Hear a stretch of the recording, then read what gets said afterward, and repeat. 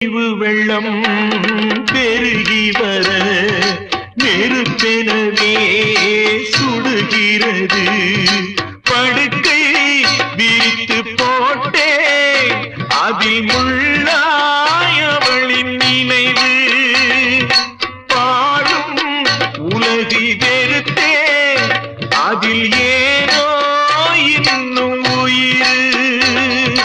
படுக்கை விரித்து போட்டே அதில் முள்ளா